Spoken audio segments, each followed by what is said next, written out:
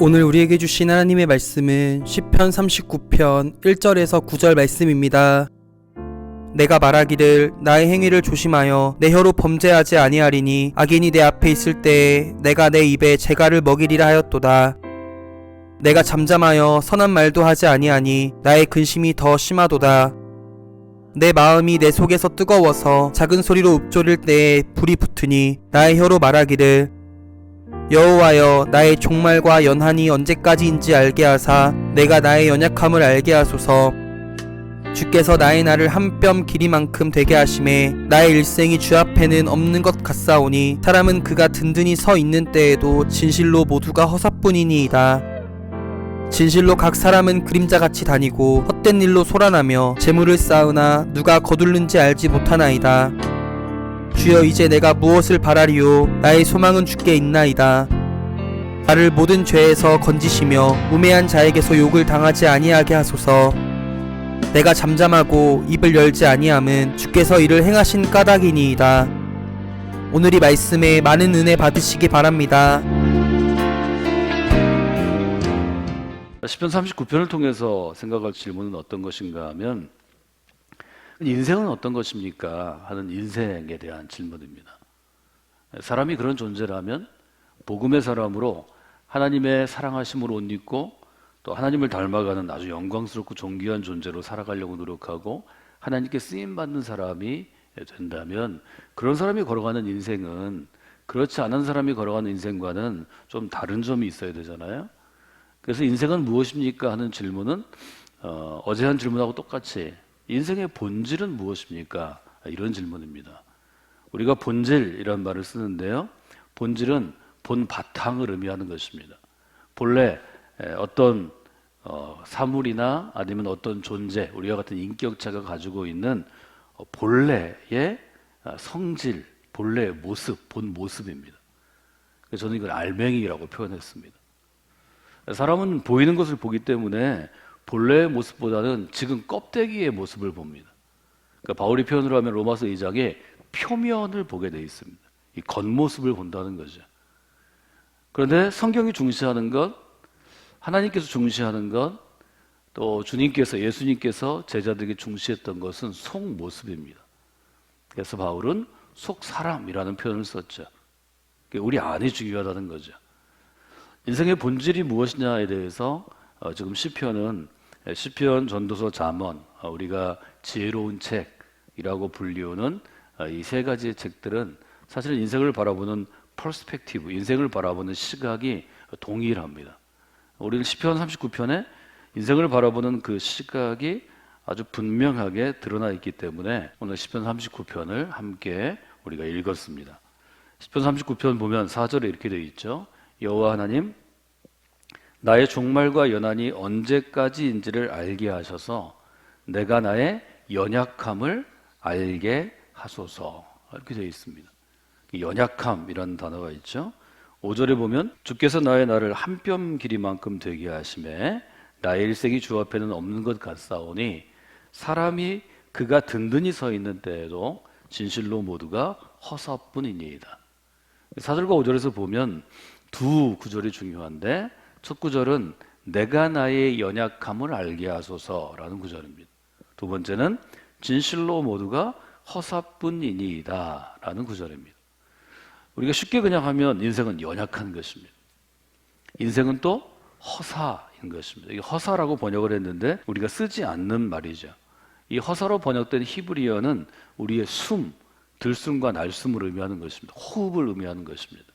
우리가 공기를 내쉬고 들이셔서 우리한테 필요한 공기 안에 여러 요소들을 우리가 폐와 또 심장, 그래서 혈액을 통해서 우리가 다 흡수하게 되죠. 그게 숨의 중요한 의미입니다. 그런데 이 숨은 겨울에 보면 지금 기온이 이제 토요일부터 많이 떨어져 있는데요. 우리가 훅 내쉬면 앞에 이제 뜨거운 공기가 일종의 나가는 거니까 아주 안개처럼 숨이 잠깐 보이다가 금방 사라집니다. 여기 허사라는 것은 아주 순식간에 없어지는 것을 의미합니다. 그래서 순식간에 없어지기 때문에 단어의 의미로 하면 헛된 것 이렇게 우리가 볼 수 있습니다. 그리고 우리 사절과 오절에서 보면 인생은 연약한 것이고 첫째, 두 번째는 헛된 것입니다. 이 헛되다라는 단어가 여러분 잘 알고 있는 전도서 1장 2절에 쓰인 단어입니다. 다윗의 아들 예루살렘의 왕 전도자의 말씀입니다. 전도자가 얘기하는데 전도자가 이르되 헛되고 헛되며 헛되고 헛되니 모든 것은 헛된 것입니다.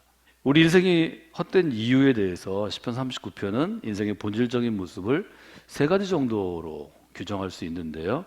뭐 잘게 나누면 조금 더 나눌 수 있겠지만 저는 세 가지 단어에 좀 여러분들이 주목하도록 여러분의 관심을 좀 기울이도록 그렇게 말씀을 드렸으면 좋겠습니다. 첫째는 문제라는 단어입니다. 인생은 문제입니다. 두 번째는 한계라는 단어입니다. 인생은 한계입니다.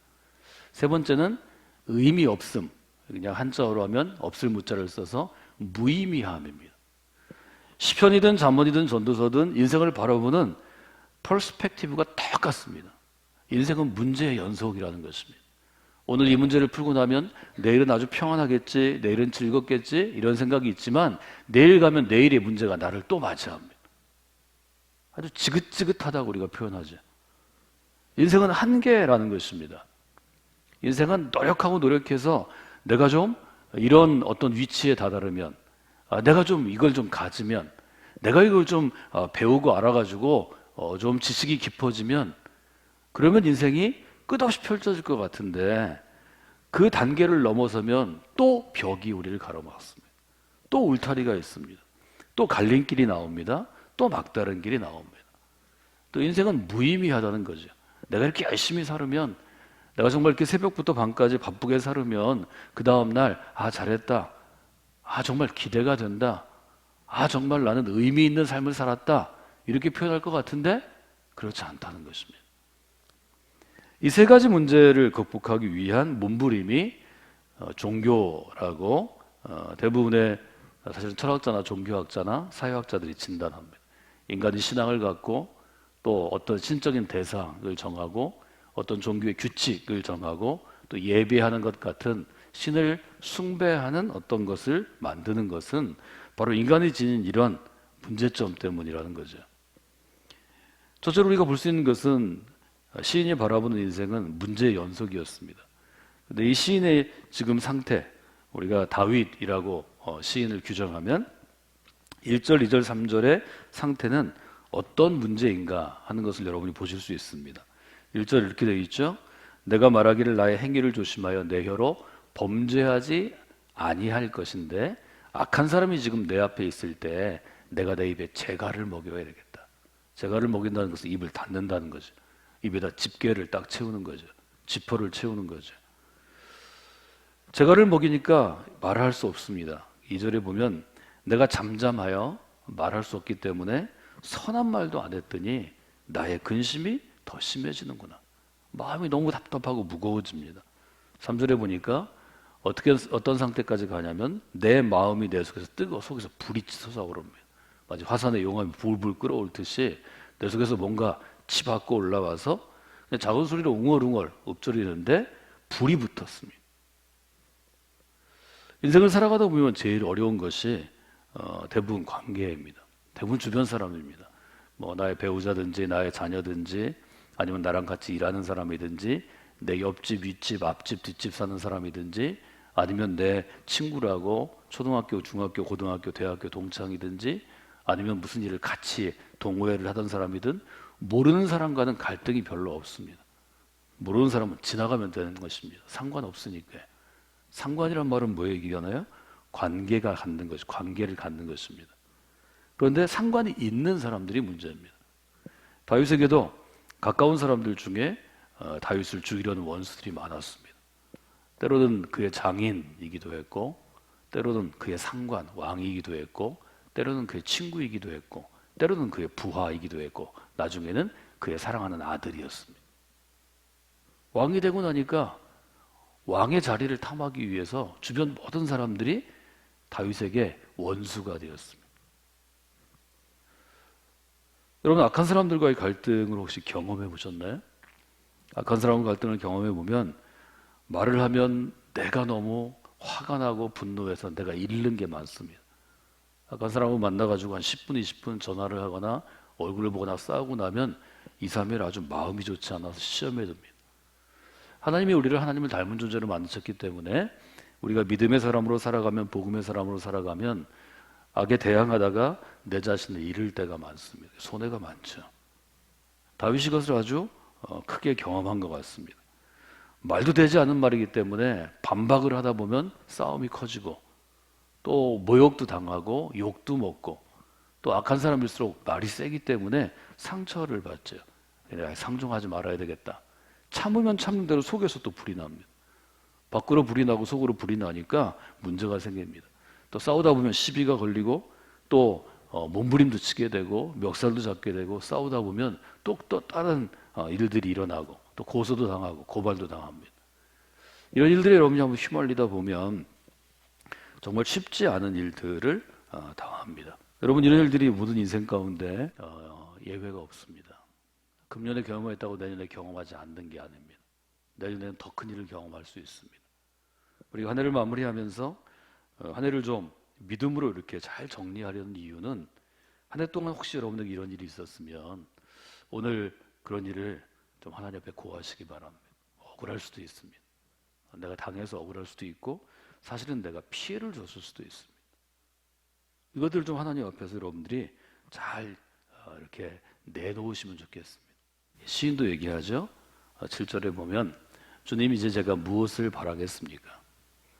제 소망은 오직 주께 있습니다. 소망은 하나님께 있습니다 라는 고백을 여러분들이 기억하셔야 되고요. 8절에 보면 나를 모든 죄에서 건져주시고 우매한 사람, 어리석은 사람에게 욕을 당하지 않게 하소서. 여기 건지다는 것은 문제와 갈등의 바다로부터 물속에서 마치 모세를 강에서 올리듯이 우리를 건져주시는 것이고, 욕을 당하지 않는 것은 수치와 모욕과 부끄러움을 당치 않도록 해주시는 것입니다. 여러분들이 이 마음을 가지고 하나님께 나아가시면 하나님께서 여러분을 건져주시고 또 욕을 당하지 않도록, 수치를 당하지 않도록 지켜주시고 보호해 주시리라 믿습니다. 여러분 그 마음을 가지고 기도하시고 그 마음을 가지고 이 시간 나아가시면 좋을 것 같습니다. 두 번째로 볼 수 있는 인생의 본질은 무엇인가 하면 인생은 한계가 있습니다 하는 것입니다. 인생의 한계에 대해서 5절은 이렇게 얘기하죠.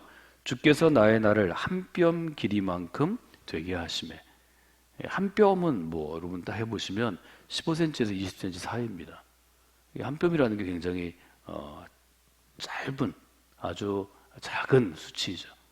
그렇기 때문에 우리 인생이 한 뼘 길이만큼 된다는 건 그만큼 짧다는 것입니다. 인생도 마찬가지죠. 30년, 40년, 50년, 60년, 70년, 80년 우리가 살면 굉장히 긴 것 같은데 지금 상황에서 돌아다 보면 지나온 날들이 정말 주마등처럼 스친다고 우리가 표현하는데 아주 짧은 영상처럼 돌아볼 수 있습니다. 6절에 보면 우리의 인생을 그림자 같다고 표현합니다. 진실로 각 사람은 그림자 같으니. 그림자는 어떤 것인가요? 알맹이가 아닙니다. 그림자는 우리에게 드리워지는 일종의 본질적인 것이 아닌, 이것은 실체가 없는 것입니다. 그렇기 때문에 우리가 인생에 한계가 있다고 볼 때, 한 해를 마무리할 때 우리는 이렇게 질문할 수 있습니다. 내가 갖고 있는 인생의 한계로 인해서, 그 짧은 시간으로 인해서 우리가 행하지 못한 일들이 있습니다. 또 이루지 못한 일들이 있습니다. 또 섭섭한 일도 있고 아쉬운 면도 있을 것입니다. 그래서 우리가 새벽 기도를 통해서 이 한계라는 어려움을 하나님 앞에 내려놓고 한계 없으신 하나님께 우리의 상황들을 좀 이야기할 필요가 있습니다. 우리가 아주 헛된 일로 여러 가지로 일들로 소란하다는 것은 아주 요란하다는 거죠. 무슨 일을 할 때 요란하게 할 수 있습니다. 그래도 지나고 나면 이것은 아주 아름다운 열매나 또 좋은 결과를 가져오지 못할 수도 있습니다. 이런 점들을 우리가 한번 돌아볼 수 있다는 거죠. 세 번째 인생의 의미는 어떤 것인가 하면 무의미한 것입니다. 우리 인생이 헛된 이유로 세 번째를 무의미하다 이렇게 표현합니다. 이것은 허사라는 말에서 우리가 이미 설명을 해드렸는데 6절에 보면 아주 열심히 바쁘게 살았지만 돌아나 보니까 별로 의미가 없다는 거죠. 우리가 또 뭘 쌓아놓기 위해서 재물을 쌓는다 이렇게 표현하는데 뭐 열심히 해서 뭘 잘 모으지만 쌓아놨지만 의미가 없는 것, 이 점을 여러분들이 돌아보시면 좋을 것 같습니다. 인생은 이처럼 의미를 찾고자 하지만 무의미하기 때문에 우리가 한 해를 마무리하는 이 마지막 시간에 인생의 의미들을 한번 돌아보는 것은 매우 중요하다. 그렇게 여러분들이 생각해 보시면 좋을 것 같습니다. 세 가지 인생의 본질에 대해서 지금 우리가 함께 나누었습니다. 첫째는 인생은 우리가 열심히 뭘 하려고 그러지만 그 인생 가운데서 뭐 별로 이루어지는 게 없고 갈등이 많이 생겨서 문제, 갈등 혹은 위기의 연속입니다. 또 그 인생은 한계가 있는 것입니다. 또 인생은 의미 없음, 즉 무의미한 것을 계속 우리가 생각하게 되어 있습니다. 성경은 우리에게 그 가운데서도 주께 소망을 두는 것이 중요하다 하는 7절의 말씀을 아주 분명하게 도전하고 있는 것을 여러분들이 돌아보시면 좋을 것 같습니다. 그래서 오늘은 저희가 이 새벽 시간을 그렇게 좀 사용했으면 좋겠습니다. 이 세 가지 부분에서 우리가 한번 돌아보고 이 문제들을 정리한 다음에 하나님 앞에 좀 여러분들이 내어놓으시는 것입니다. 내가 아주 열심히 살았지만 의미 없다, 이런 부분은 어떤 것인가? 내가 여러 가지를 쌓아놓았지만 모았지만 의미 없다 생각한 것은 어떤 것인가? 이렇게 적어 놓으시고 여러분이 그 가운데 하나님께 소망을 두고 하나님의 만져주심과 인도하심을 구하는 그런 시간이 되시면 이 시간이 더 의미 있고 또 복된 시간이 될 수 있겠다 하는 생각들을 여러분들이 해보시면 좋을 것 같습니다. 사실은 이 시편 39편은 13절 때문에 자주 인용되는 것인데요. 13절에 보면 이렇게 되어 있습니다. 주는 나를 용서하사 내가 떠나 없어지기 전에 나의 건강을 회복시키소서. 우리가 인생을 살다 보면 의미 없는 것 때문에 허탈해서 건강을 잃게 됩니다. 인생을 살다 보면 문제나 갈등이 우리의 건강을 해치게 됩니다. 아마 다윗도 건강을 여러 번 해쳤던 것 같습니다. 그래서 그때마다 인생의 본질을 돌아볼 수 있는 귀한 기회가 그에게 주어졌고 또 인생의 본질을 돌아보면서 그는 몇 가지 정의하자. 첫 번째 것이 하나님께 소망을 두는 것이었습니다. 보이는 것에 소망을 두면 그것이 재물이든 권력이든 아니면 왕으로서 어떤 업적을 남기는 것이든 바울을 굉장히 무의미하게 의미 없게 만들었고 그렇기 때문에 이 다윗은 끝까지 나가면서 의미 있는가? 무엇에 의미를 둘 것인가? 이 점을 생각할 때 하나님께 소망을 두는 것이 가장 복된 것이다 하는 일종의 결론 가운데 이르릅니다. 우리가 시편을 자주 인용하는 이유가 시편을 읽다 보면 인생에 대해서 잘 생각하고 깨달을 수 있기 때문이고 이처럼 한계가 있고 문제나 위기의 연속이고 또 의미 없는 인생 가운데서 왜 하나님을 바라보고 하나님을 소망하는 것이 중요한가 하는 것을 생각할 수 있기 때문입니다. 그래서 시는 언제나 시편은 결론이 하나님께 소망을 두십시오. 하나님을 바라보셔야 합니다. 하나님께 주목하는 인생이 되십시오. 하나님을 기대하십시오. 이렇게 마무리를 짓는 이유가 거기에 있습니다. 여러분들이 인생의 본질들을 잘 인정하시고 그 인생의 본질 가운데서도 하나님이 우리를 복음의 사람으로 부르셔서 어떤 인생으로 살기를 원하시고 나의 인생 가운데 어떤 변화를 이끌어내시는가를 여러분들이 한 번 더 돌아보시는 그런 귀한 시간 되시기를 주님의 이름으로 부탁을 드립니다.